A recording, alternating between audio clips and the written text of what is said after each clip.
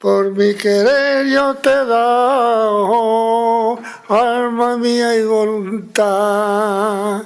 Y ahora que estás a mi lado, no te puedo No me puedo separar. Tú ponte a borda, primores, y deja los toros venir, que la ley de mis amores se tiene al fin que cumplir. Y aun estando tú en los mares, tu carita con la mía, haz pa' que no se separe de tu persona la mía. Ay, ay, ay, ay, compañera, que no vea yo a mi madre el día que yo me muera.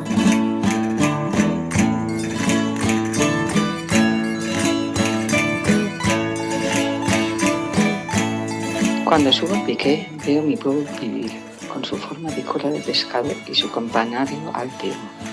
La moto, las cuevas, el lavadero, la cruz, Lucena, Fraga. Cuántos puntos de encuentros de mi juventud y cuántos recuerdos vividos. Me gusta desayunar siempre en mi casa, con la leche especial que yo tomo y la coca que hago. Muy fácil, nutritiva y sabrosa. ¿Queréis saber cómo se hace? Os lo digo.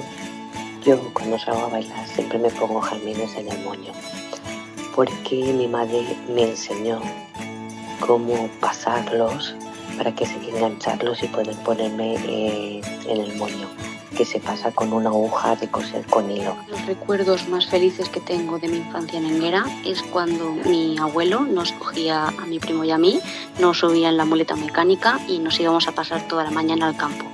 Porque estamos hechos de historias, de domingos, de paellas, de aromas, a romero, tomillo, de soles de verano tatuándonos la piel. No recuerdo la edad, pero sí que era pequeña y engalanada con el traje tradicional, la víspera de San Miguel, me disponía a bailar las danzas con mi primo Alfredo. Me gustaría que mis nietos vinieran a Enguera la víspera de San Miguel y bailaran las danzas. ¿Lo conseguiré?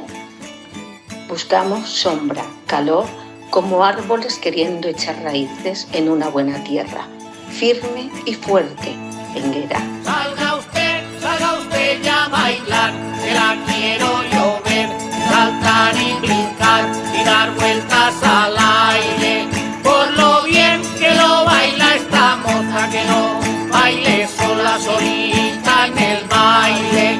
Estas son jerigonzas del fraile, que salga y que baile, que salga y que baile, por lo bien que lo baila esta moza, que la dejen sola, que la dejen